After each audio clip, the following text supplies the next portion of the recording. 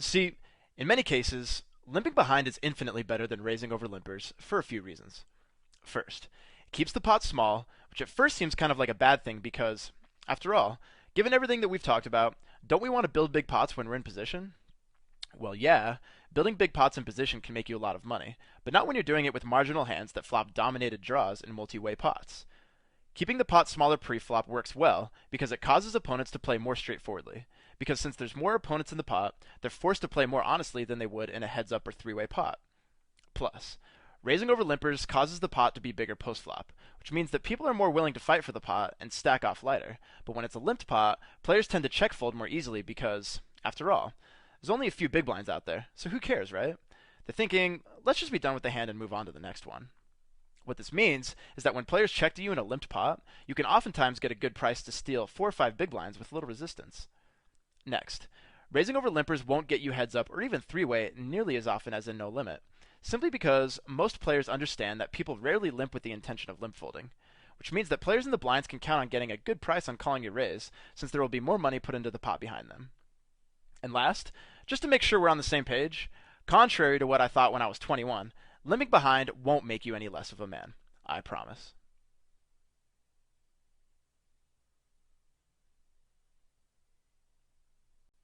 Now, as always, our pre-flop decisions need to be centered around what kind of post-flop situation we're creating for ourselves based on the big three. So before we get into what kind of hands are good to limp behind with, let's take a look at what kind of scenario we're getting ourselves into when we decide to limp behind. Given everything we've talked about in the previous 3 lessons, I bet that you'll probably be able to figure out what the ideal hands are for limping behind before I even tell you. See, when we choose to limp behind, our post-flop scenario will almost always be deep stacked, multi-way pot in position. So what kind of hand should we play then?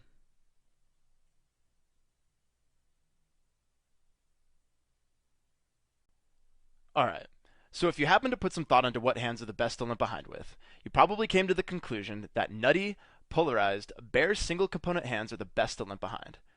In general, nutty and polarized hands, such as 9-8-7-5 rainbow, ace 9-6-4 suited to the ace, and weak aces and kings like multi-way pots because they hit a few select flops very hard. But raising over limpers and building pots with hands like these won't do you much good in the long run. The problem is that if you choose to raise over limpers with hands like these instead of limping behind, you'll just be building big pots with hands that don't flop strong very often. And referring back to what we've established in previous lessons, if there's more players in the pot, the less poker you'll end up playing. And when pots are 4-way or more, it basically just comes down to a contest of who flopped the nuts and who didn't. And more often than not, these hands won't flop very strong, which means that you'll be raising pre-flop simply for the sake of sweetening the pot for someone else. Plus, since hands like these are so polarized, having the option to check behind and realize some equity doesn't really matter since hands like these don't pick up equity on very many turns. Does that make sense? Okay, good.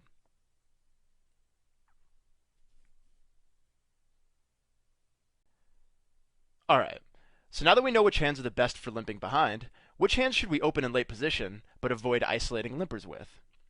Well, there's mainly 3 categories of hands that can be opened profitably in late position, but that you should avoid isolating with. The first type of hands are the disconnected double-suited hands, like Queen 8 4 deuce double-suited.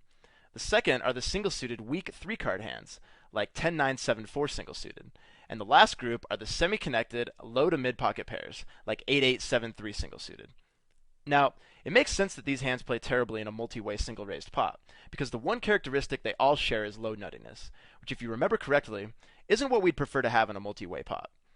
The difference between being the first to open the pot in late position from limping behind or isolating limpers is that when you open these hands, you have a reasonable chance of getting the pot heads up in position. But if you limp behind or isolate a limper, you'll almost always find yourself battling several other players with a hand that plays poorly in multi-way pots. And I don't know about you, but that definitely sounds negative EV to me.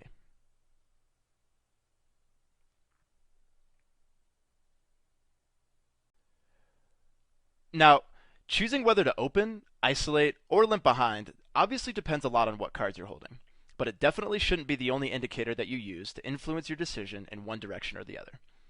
Paying attention to table dynamics can give you a big edge if you know what to look for.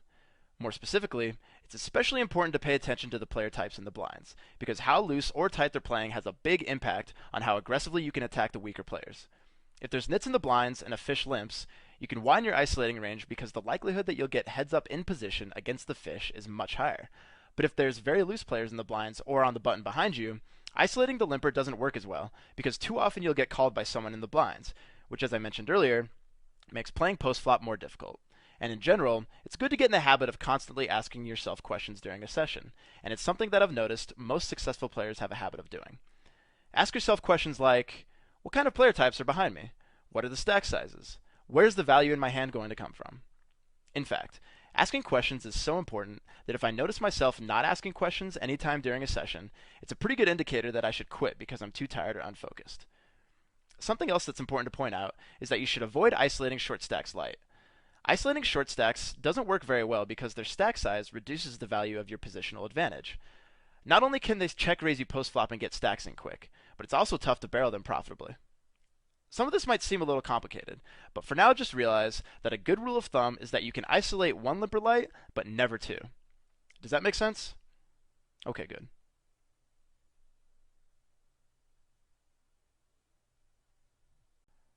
Alright, open limping is kind of an interesting topic, because when most players see someone open limp at a 6-max table, they automatically label them as being a fish.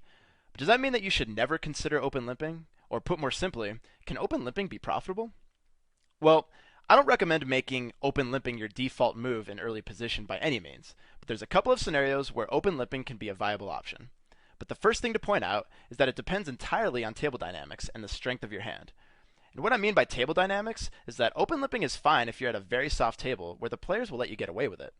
For example, we've talked a lot about how the ideal scenario for nutty and polarized hands, like weak aces and kings, are the deep stacked multi-way pots, right? Well, if you find yourself at a passive table where the players aren't punishing the limpers, then feel free to open limp the hands that play well in these types of scenarios. It's also important to point out that I prefer min raising instead of open limping from early position for a couple of reasons. First, when you min raise with the hands I just mentioned, it widens people's calling ranges, which is a good thing because it keeps in all kinds of trashy pocket pairs and suited hands that you dominate post flop that otherwise might have folded had you opened for full pot under the gun.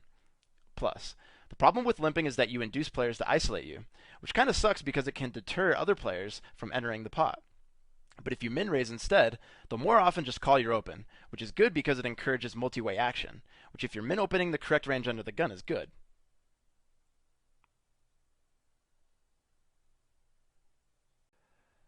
Now, a lot of times you'll find yourself in the small blind with the option to complete after one or more players has limped into the pot.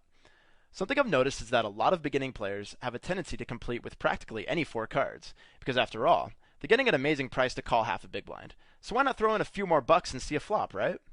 Wrong. Like everything else we've talked about, it's important to objectively look at what kind of post-flop scenario you're creating for yourself by completing, and then thinking about where the value in your hand is going to come from.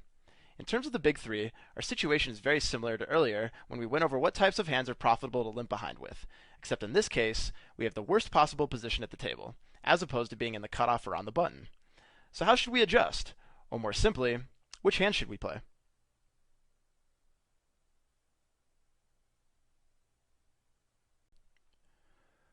Okay, the first thing to point out is that one of the most common mistakes made by players at almost every level is completing the small blind with hands that have no potential of making the nuts. The problem with completing trashy hands is that oftentimes you'll be putting yourself in very difficult spots on later streets. Remember how we've talked about how the situation you want to avoid the most in PLO is check calling out a position with weak or medium strength hands and draws? Well, that's very true, but betting out a position into a field of players with a non-nut hand or draw isn't very fun either. Plus, something else that most players don't think about is how even when you flop strong in a limped multi-way pot, it's tough to take a good value line, because it's hard to pretend like you don't have a strong hand. For example, let's say you flop a set of 8s on a Jack 8-5 two-tone board in a limped 4-way pot. How are you going to get value? Donk leading is an option, but extracting value on later streets is tough if you fill up, because it's kind of obvious what you have, and straights and flushes will play more passively on later streets anyway. Plus, if you don't fill up, there's a ton of scare cards on later streets that'll force you to do a lot of guesswork. Any 4, 6, 7, 9, 10, queen, or flush completing card could potentially beat us. And remember, we have to avoid all of those cards twice. Also, let's say you flop a jack high flush on a monotone board in a 4-way limped pot. At first you're thinking, this is sweet, man. I have a flush. I'm going to bet the pot. But are you really that happy about getting called? And you're going to have to fold if someone raises you. To put it more simply, it's highly unlikely that you'll ever win a big pot with a jack or queen high flush in a multi-way limped pot. So why complete it in the first place? So let's make sure we're on the same page. When we complete out of the small blind, most of the time we'll end up check folding, but when we flop strong, it'll be difficult to get value. And then when we flop a medium strength hand, we'll be beat a high percentage of the time, and our opponents can play almost perfectly against us on a wide variety of board textures. I don't know about you, but that sounds like a pretty bad deal. By now you might be thinking, okay, that makes sense. Only complete hands with nutty potential because playing out of position is hard. And since we don't have a positional advantage, the value in our hand has to come from making a stronger hand than my opponent's. But how do I know if my hand is nutty or worthy of a complete? That's a good question, and the best solution is to use the Miracle Flop test. It's a test that was coined by Jeff Huang in his book titled Pot Limit Omaha Poker. It's pretty simple, and all you have to do is take any 4-card hand and imagine what the best possible flop would be for that hand. For example, the definition of a nutty hand means that it's capable of flopping the nut straight, nut flush, or top set. Easy stuff, right? Overall, what I want you to take away from this is that there are a lot of things working against you in small blind situations. So choose the hands you play wisely, because bleeding away money out of the small blind is an unnecessary leak that can destroy your win rate.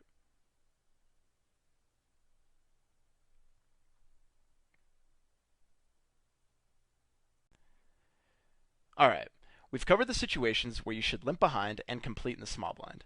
But are there ever spots where we should raise over limpers when we're in the blinds? The short answer is yes, but before we talk about what hands to do it with and against what player types, let's take a second to, yep, you guessed it, remind ourselves what kind of post-flop scenario we're creating when we raise over limpers out of position in terms of the big three.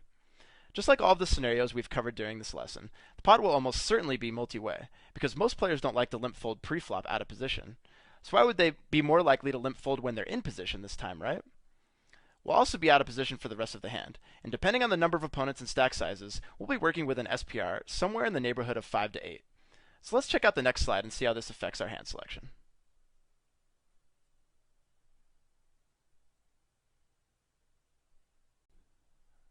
Alright, taking into consideration the things I mentioned in the previous slide, there's mainly 2 categories of hands that are profitable to raise over limpers with.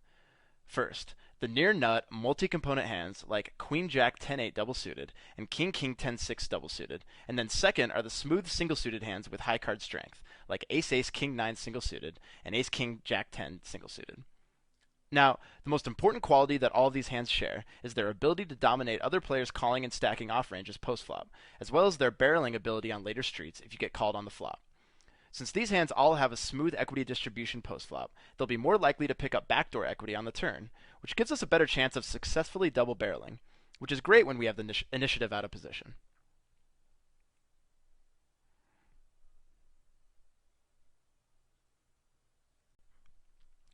Knowing which hands to raise over limpers with is great, but what are the types of hands that you should avoid raising limpers with? First, avoid raising over limpers with dry aces. Most players that aren't complete beginners know that 3-betting and going broke on any flop with weak aces is a big leak. But I still see a lot of players raising over limpers out of position with very weak aces all the time. Last slide I mentioned the importance of having a smooth equity distribution when you're out of position, because it gives you the opportunity to barrel more profitably on later streets. Being stuck on the turn with a hand like dry aces that has little or no equity against a calling range has the opposite effect. And tell me, when you raise over limpers out of position, what kind of range do you think your opponents are going to put you on? Probably big cards or pocket aces, right? So given this, you can imagine how little action you get on ace-high boards. Unless you're beat, of course. Second, avoid raising the decent-looking unpaired hands, because many times you'll be crushed by the top of the ranges that raise your c-bet on the medium-strength flops for these types of hands. Put more simply, hands like these more often than not make unsupported 1 or 2 pair hands, which leaves you in many awkward spots on later streets. Last, non-nutty hands that are easily dominated, like 9-8-7-5 single-suited, can get you into a lot of trouble, because not only do they flop a lot of marginal made hands and combo draws, but the type of backdoor equity they pick up on later streets is dominated as well. For example, let's say you decide to raise over limpers out of position with 9-8-7-5 single-suited with clubs, and flop a wrap on a 10-6-5 rainbow board with 1 club. C-bet the flop and get called, and then pick up a flush draw when the turn is a queen of clubs. Even though the turn adds several more non-nut outs, it can still be very easily dominated by a hand that also improves on that card. Hey, what's going on, guys? Casino Crime here. Now, if you like this video and you want more, then go ahead and click the subscribe button below right now. And if you want to join me for more of my 6 max success secrets and free video tutorials, just click the link to the right. See you inside the trainings. Good luck.